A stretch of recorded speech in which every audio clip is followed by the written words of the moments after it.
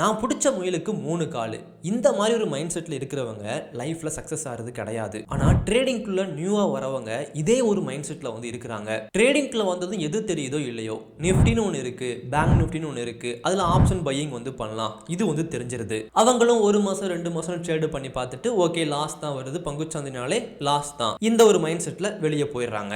ஆனால் இங்கே 4வது கால் என்ன அப்படின்னா, நம்ம நிஃப்டி பேங்க் நிஃப்டியில் ட்ரேடு பண்ணுறதுக்காகவே பிறந்து வரல. இங்கே ஆப்ஷன் ட்ரேடிங் பண்ணுறீங்கன்னா theta, delta, gamma, India VIX இதெல்லாம் தெரிஞ்சிருக்கணும். அதே நேரத்தில் உங்கள் கேபிட்டலை வந்து 4ஆ நீங்கள் பிரிக்கணும். ஆப்ஷன் பையிங்க்கு கொஞ்சம், ஆப்ஷன் செல்லிங்க்கு கொஞ்சம், ஸ்விங் ட்ரேடிங்க்கு கொஞ்சம், எஸ்ஐபிக்கு கொஞ்சம், ஸ்டாக்ல இன்வெஸ்டிங்க்கு கொஞ்சம். என்ன ப்ரோ சொல்கிறீங்க, ஏதாச்சும் ஒன்றில் பணத்தை போட்டால் தானே அது நிறைய பணம் சம்பாரிச்சு கொடுக்கும், இந்த மாதிரி நீங்கள் கேட்குறீங்க அப்படின்னா, இங்கே எல்லாமே எல்லா மாதமுமே ப்ராஃபிட் வந்து கொடுக்கறது கிடையாதுங்க.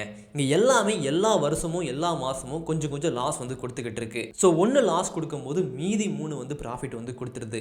ஏன் ஆப்ஷன் செல்லிங்கில் வந்து நிறைய பேர் வந்து ப்ராஃபிட் வந்து பண்ணியிருக்காங்க அப்படின்னா, 2ல் வந்து என்ட்ரி கொடுப்பாங்க, 1ல் வந்து லாஸ் கொடுத்தாலும் இன்னொன்று வந்து அதே பக்கம் வந்து போகும்போது ப்ராஃபிட் வந்து கொடுத்துரும். ப்ரீமியம்லாம் வந்து கரையிறதுனால ப்ராஃபிட் வந்து கொடுத்துரும். ஸோ நல்லா முடிவு பண்ணிக்கோங்க, நீங்கள் பிடிச்ச முயலுக்கு 3 காலு கிடையாது, 4வது காலு ஒன்று இருக்குது. நம்ம நிஃப்டி பேங்க் நிஃப்டியில் ட்ரேடு பண்ணுறதுக்காகவே வரலை, பங்குச்சந்தையில் ப்ராஃபிட் பண்ணுறதுக்காக வந்திருக்கோம். அப்போ அதுக்கான வேலையை வந்து பார்க்க ஆரம்பிக்கணும்.